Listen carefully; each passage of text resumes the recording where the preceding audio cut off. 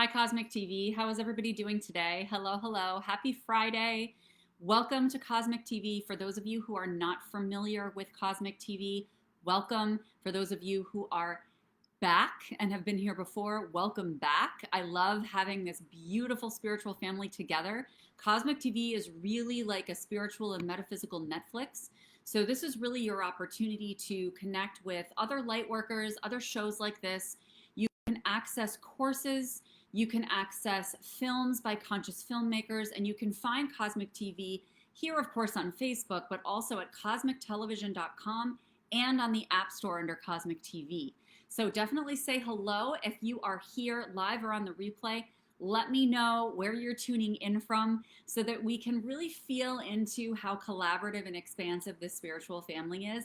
And no, we're not alone. You know, anything that's coming up for us around this stuff, it's all natural. It's all, honestly, our egos telling us that we're not in this together. So when we share that, it gives us an opportunity to really feel connected to other people who are on the same journey. So for those of you who don't know me, my name is Laura Mazzotta, and I'm an Akashic therapist. I've been a therapist for almost 20 years in New York, and I'm also a spiritual healer and teacher. And it's truly my mission to assist people with getting to the deepest level of healing possible in the most efficient and effective way and have it last. And that's what I found with this path. That's what I found through the Akashic Records. And that's what I'm here to share from and about. Okay. Hi, Christine. Thank you so much for saying hello so that I know the comments are working and I don't have to glance back and forth to my phone. I really appreciate it. Hi, Sherry. Happy Friday, guys. I hope you're all feeling well. Yesterday was the last day of Lionsgate, and I know we talked about that when we did a Lionsgate healing the last time I was live.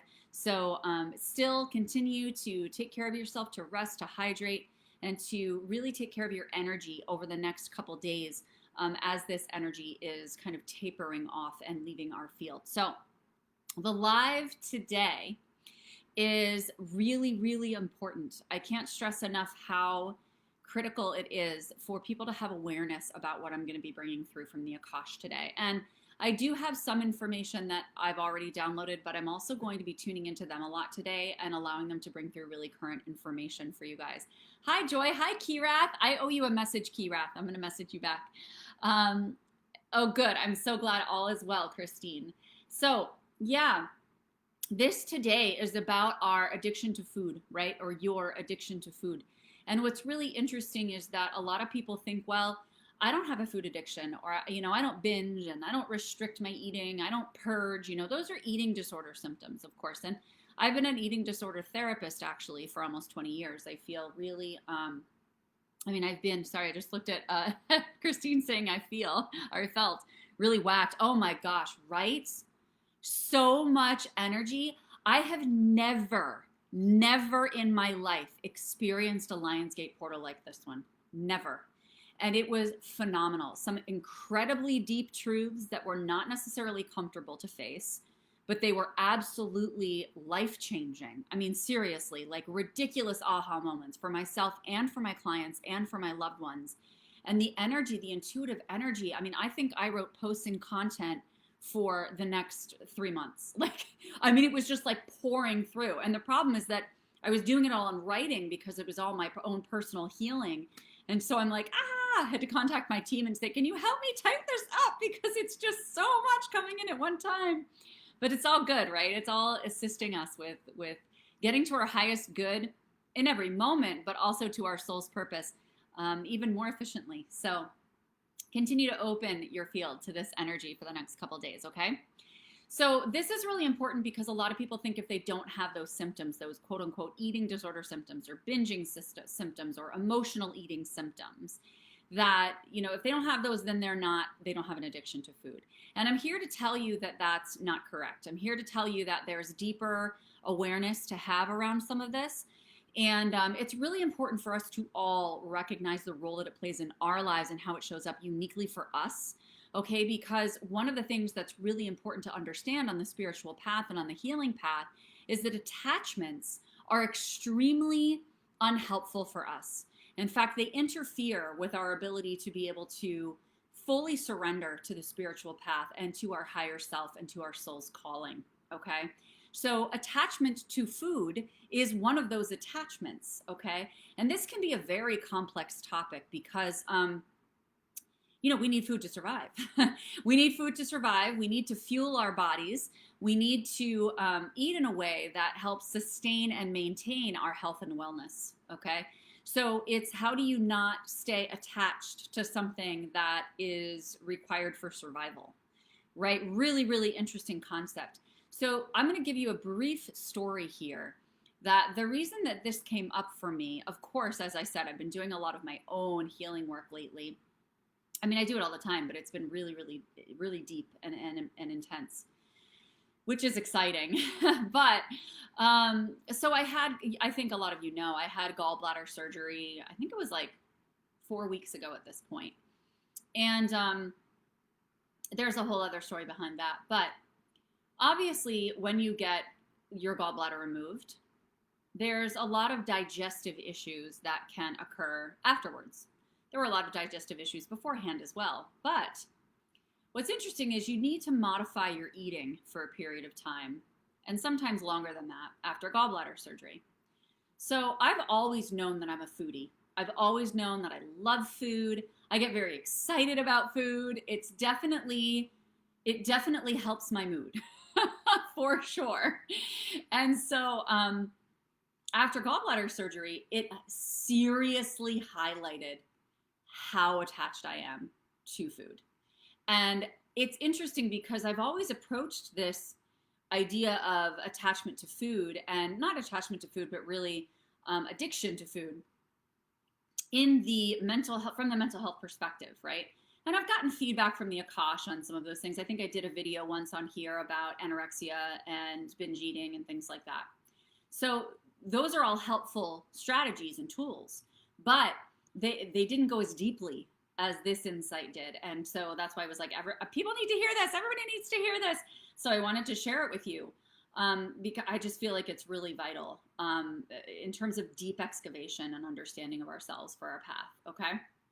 So I was like, wow, I am really attached to food. Like, I know that I get really happy when my husband's the cook in the house, when he makes a really, really tasty meal, because he's a ridiculous cook. I mean, he's been like an Italian chef for 30 years, maybe a little bit less than that, 25.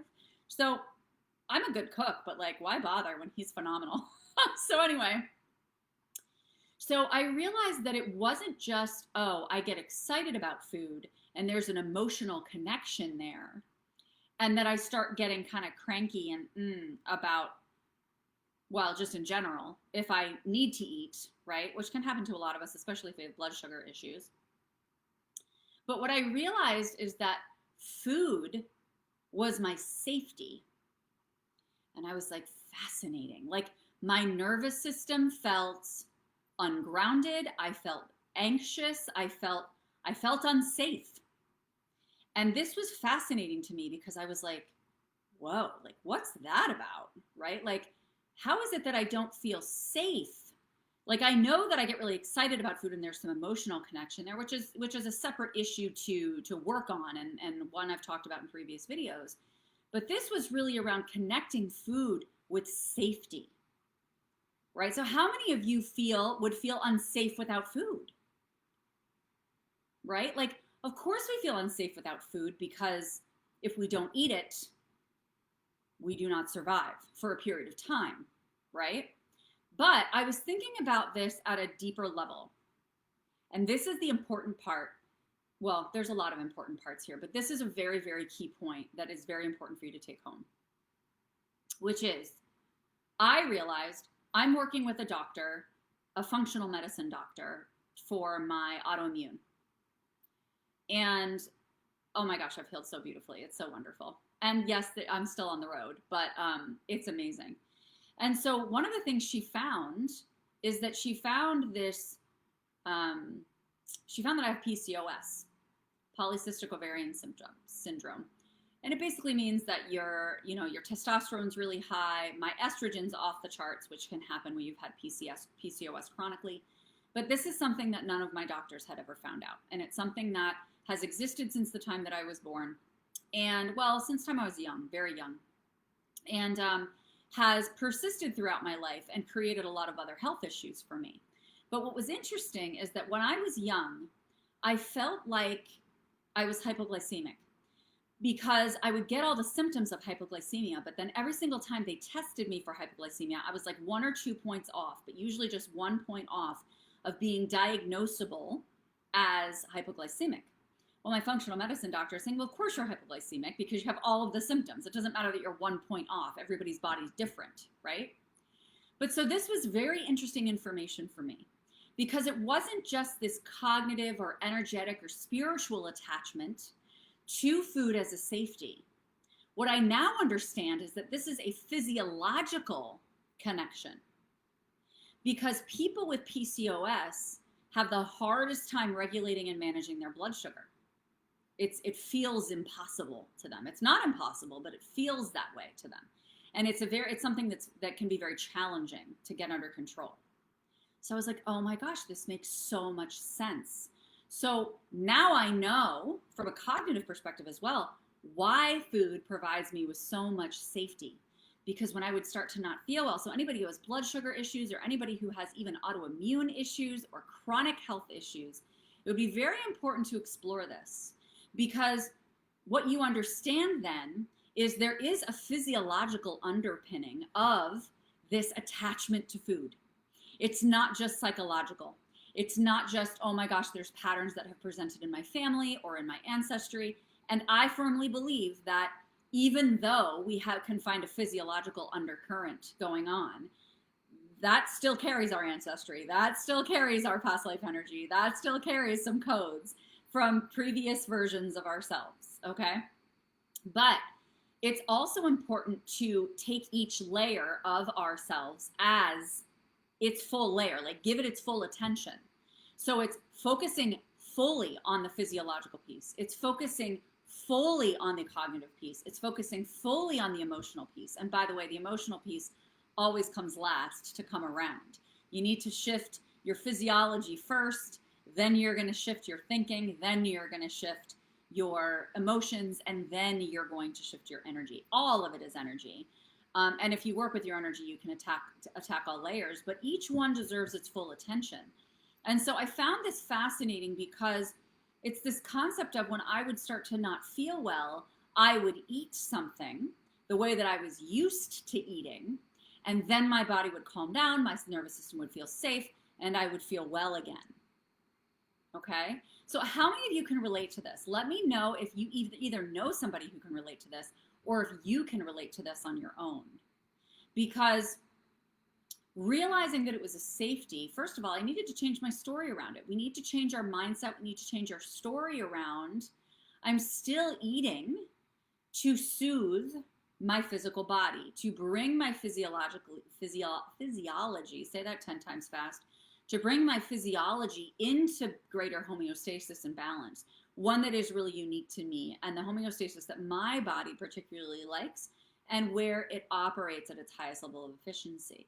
So it's very important that when you're focusing on addiction to food, that you do not always assume it is psychological or cognitive or emotional alone. Yes, that's a layer of it. Yes, there's an impact. Yes, those are layers I want you to explore. But what we often neglect is what's going on in our physiology. I cannot say that word today to save my life. What's going on there that is leaving us vulnerable to those psychological, emotional, mindset issues. Kirath says, I can go a day without eating. I draw in the energy from the universe. I hate to be forced to eat. If I have a full meal, I doze off. See, and the best data ever, Kirath, is your own body, right? But I do like your comment, I hate to be forced to eat, because that comment to me tells me that is there some spite in there or some resistance in there around, no, you're not going to tell me what to do, right? Like, I can manage my own body. I want you to have that perspective, right?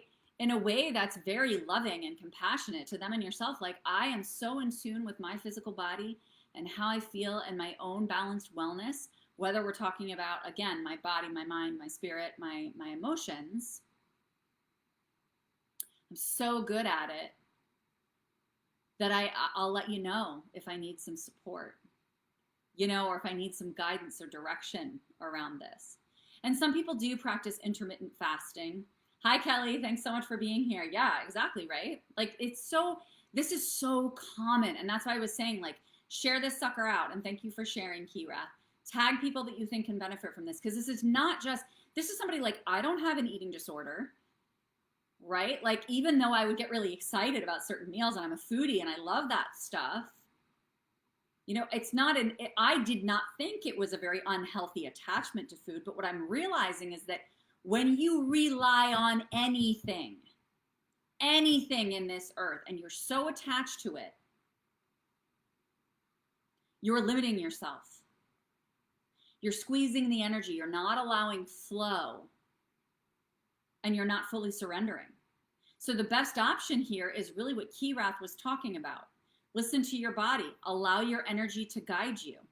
Now, if you do have a diagnosed eating disorder, or you have struggled with that significantly, that's a different story, because you certainly don't want to re-traumatize your system if your system is holding on to traumatic memories from that experience. And it would be important to clear those first and to get some support around it before you enter into this step, so that you don't have a relapse, okay? But listening to your energy and allowing it to guide you into what feels really good for your body that day. And then taking data on it. Understanding, okay, this is what I ate. This is the time I ate within this amount of time of waking up. This is how I felt. This is what was going on. And you don't have to make this something you do forever. You can literally do this for 7 days. Okay, do this for 7 days. Do it for a month if you feel like it, depending on what your life looks like and depending, you know, on how like your eating cycles and your schedule cycles and things like that. But this is what I do now. When I need it, I sit down, I write down everything. Who was I with? What did I do?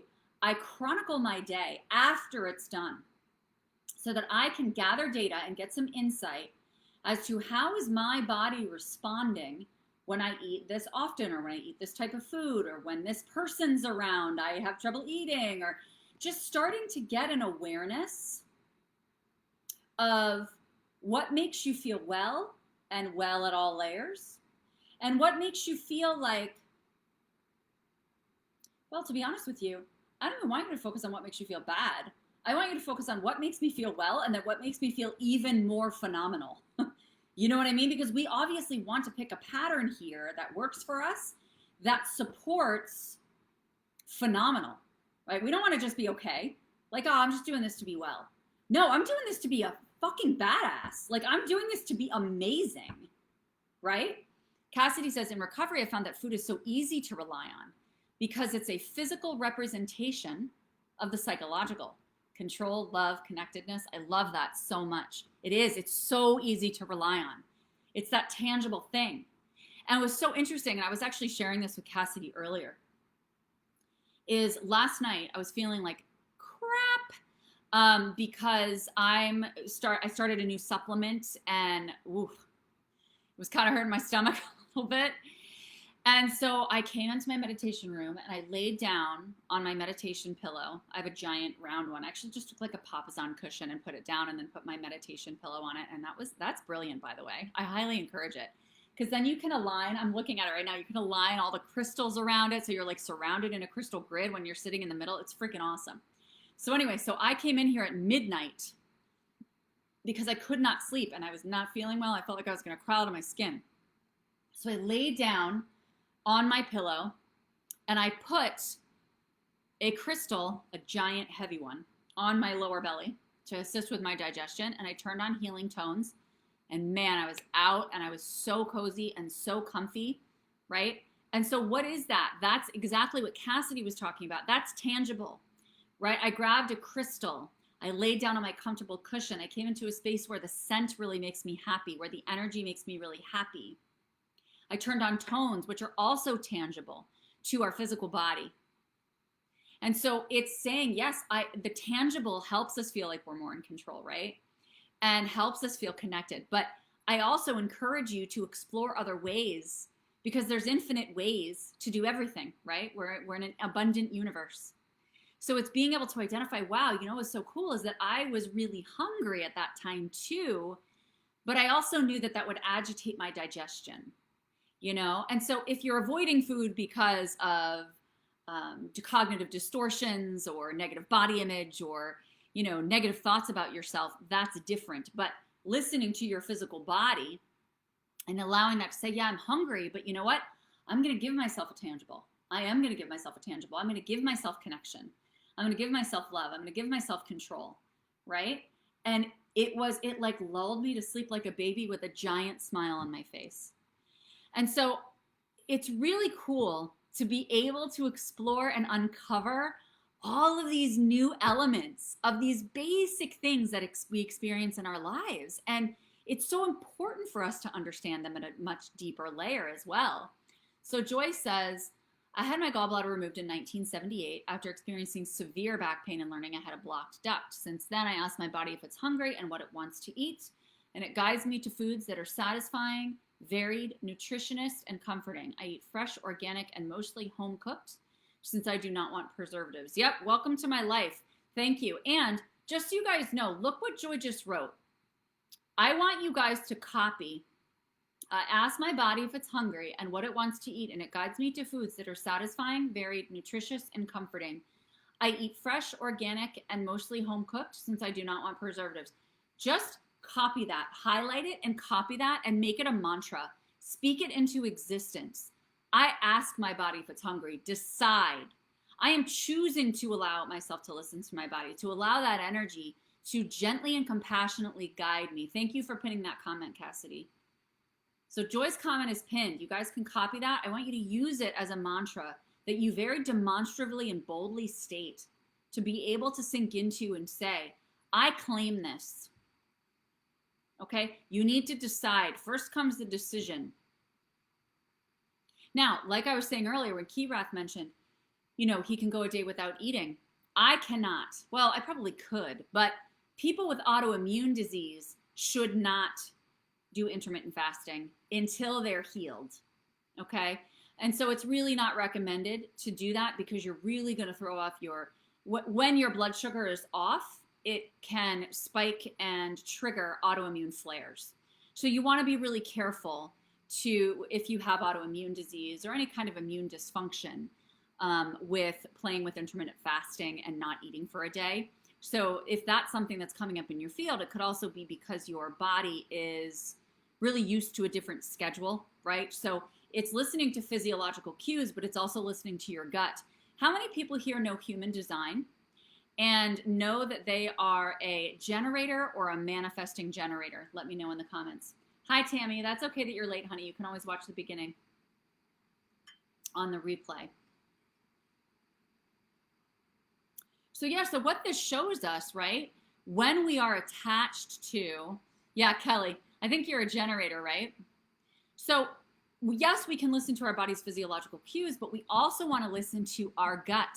And especially if you're a manifesting generator or a generator in human design, your sacral center, which is your womb space, is going to be the area that you want to tune into and listen to the cues to identify what's in your best interest, what's in your highest good. What is your authority for manifestors? I keep meaning to read more about that, Cassidy. What is your authority? And I love you so much. So what was I just going to say? Oh, projectors. I think most of them are splenic authorities, or I know that some people are splenic authorities, and splenic is also intuition, right? But that's like third eye intuition, right? Yes, I know, Danielle. I've actually noticed that. I've noticed that human design has digestive info at deeper levels. And what's so freaking cool is that I signed up for the human design reader training, and I have access to it now. I just have to open it up and start diving in. But there's like so much content. I'm so excited about it. But yeah, that piece is really important with it too. So anyway, so tuning into this at so many different layers and realizing that when we rely on food as our safety, like this is going to save me, there's a really big shift with that and how we feel because we feel desperate and we feel like we're clinging and attaching to it, versus being able to say, oh, body, thank you so much, or authority, or sacral center, or gut, right? Is sharing what it is I need and desire and require right now, right? And you're allowing yourself to take those steps and say, oh, I am so excited to be able to offer myself so much love and nourishment and comfort and nurturance, dictated by the messages from the layers of who I am, rather than, oh my God, I'm so excited about that meal because I love chicken parm, or whatever it happens to be. Do you see the difference? Do you guys feel the difference in that? There's a difference between being attached to the actual food and being attached to how amazing it feels to fuel yourself with the things that are being dictated by the parts of yourself. Like, how freaking empowering is that, right? So empowering. Solar plexus. So you're an emotional authority, Cassidy? Are all manifestors emotional authority? Because I'm an emotional authority. I'm a generator, but I'm a 4/6 generator with an emotional authority. So sacral is my backup authority. And then my third one is my splenic authority because I have a defined spleen. But anyway, so do you guys have any questions around this topic? Because one of the other things that came up around this for me was I noticed that, oh, that's what it was. It was savior mentality, right? So every single time that I'm recovering from savior mentality. I would have to say I'm probably like 92% there. I'm going to pick 92. I think I'm like 92% there. But I mean, come on, bleeding heart social worker for 20 years. Like, of course I'm going to have a savior complex, especially when I started it. And so, oh, okay. Ihon's a manifestor, but not an emotional authority. Okay. I have my book here. I keep meaning to read about that. So thank you. Okay. So,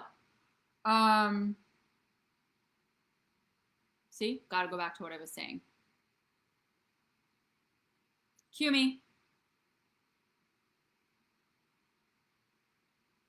Oh, savior complex. See, thank you, Laura Mazzotta, or whoever typed that in, but there's a delay. Thank you. So, yeah, so savior complex. So it's such a savior complex. And anytime we have a savior complex or a fix-it mentality, or we jump to fix people, and that's like our first response and our automatic response, right? When we do that, what that really means is that we need to be saved, right? Because we're actually disempowering others by saving them, okay?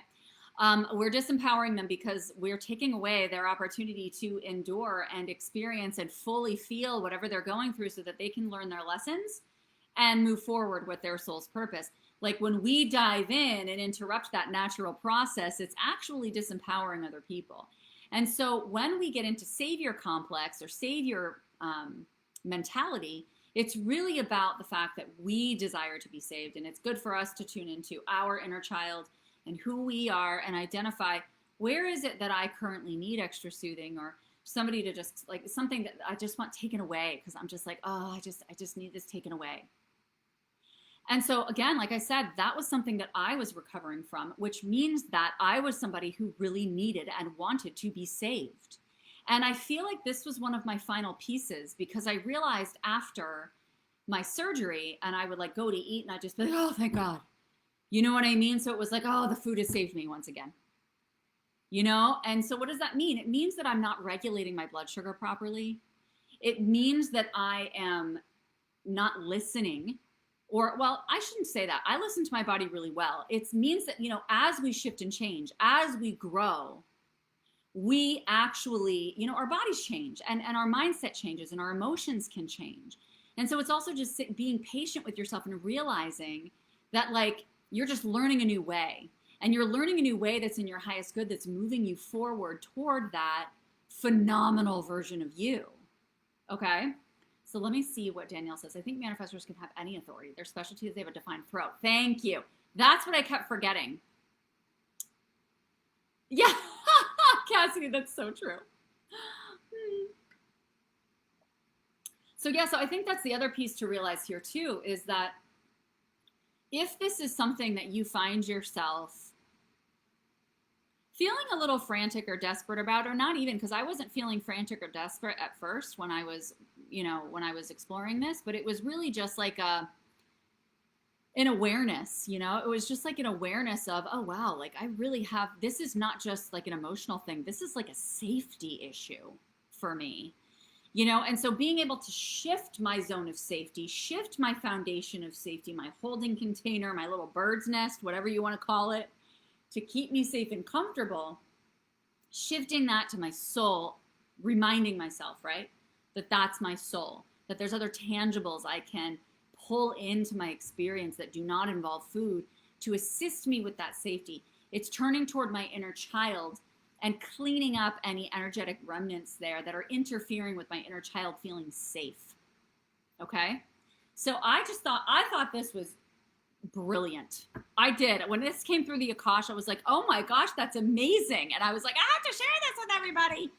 So let me know if you have questions, or if you need help implementing any of this, please feel free to reach out, but do not dismiss the physiological, and realizing that some of these tendencies that we feel are just, that's just me, that's how I am, that's just part of me, can very, very, very often come from natural physiological imbalances or difficulties that have not been fully explored, or explored at a level of depth that is really going to assist you with moving through this. Okay? So reach out to me if you need to. You can tag me in the comments and I can return to it. Any of you who are watching this live on my business page, Emerge Healing and Wellness, I'm not going to see your comments live. So you can jump over here to Cosmic TV if you'd like. But especially if you tag me, I'll be able to answer your questions and respond to your comments on the replay. Okay? So I am live here every Friday at 2:15 p.m. Eastern. I'm not going to be here next Friday because I'm going to be away next week, which is very exciting. So, Danielle, I should edit motorized throat connected to their authority. I have a defined throat, but a split definition. Oh, cool. Yeah, I love that. I also love all your human design knowledge, Danielle. I'm just like celebrating you over here. Doing a little happy dance for you. Thank you for educating those in the audience who don't know as much about it. I appreciate it. So I won't be here next week, but I'll be back the following. And for those of you who have not yet read about the Embrace Retreat, I highly encourage you to check it out, because we actually just had a 2-hour meeting this morning talking about this. And one of the things we're going to be doing is putting ritual in before we eat each and every time, right? Infusing our food, infusing our water with the vibration we desire, and creating ritual in a way that allows this to be a very sacred experience to fuel and feed ourselves and nourish ourselves. A very sacred experience for connection and love, and diving into how much we adore our bodies, how much we adore ourselves at every layer, and being able to be supported in this environment to do so that if it's not something you already have in place, it's a transition you can choose to make. You don't have to choose to make it, but it's a transition you can choose to make, and it would be a really good opportunity to start healing this at a level that combines it with deep unconditional love and sacred intimacy with your soul brothers and your soul sisters, and soul connections that you don't even know you have yet. So let me know if you guys have questions. There's many, many payment plans available for this retreat. There's a lot of flexibility in that. So if it's calling to your soul, please reach out to me. There's an application process to join, but we also have virtual tickets, and you don't need to apply for those. You can actually just jump onto my website and read about the virtual tickets, and there's also payment plans available for those. And that's really just going to offer people the opportunity to receive the digital content of the workshops 1 week after we return from the retreat. So that would be October 19th, because this retreat is October 8th to the 12th. And it's going to be in the Pocono Mountains, Pennsylvania, at this absolutely beautiful, like gigantic, multi-building mansion. I'm so excited. And we're going to have a fire every night, fireside chats, because I can't really do anything without fire, and releasing. And I'm just like, I'm already so excited for the people who are part of it, because it's just literally full of love. Like, it's just my favorite people, and I'm so excited. So with the virtual tickets, you're going to get the digital content a week after we get back from the retreat. And then a week after that, we're going to be having a live Q&A on Zoom. So anything that's come up from the content or additional deep healing or clearing or support that you need is going to be available to you. So you have that live, okay? So definitely reach out. Thank you guys so much for being here. Thank you for your interaction. And thank you for your support, Joy and Danielle, too, with offering information that really supports everybody else as well in this community, because we are a community. We're in this together. And thank you so much, Joy. I'm going to rest, laugh, love, and be filled with joy 100%. So I love you all, and I will see you very, very soon. And thanks so much for listening. Have a good weekend.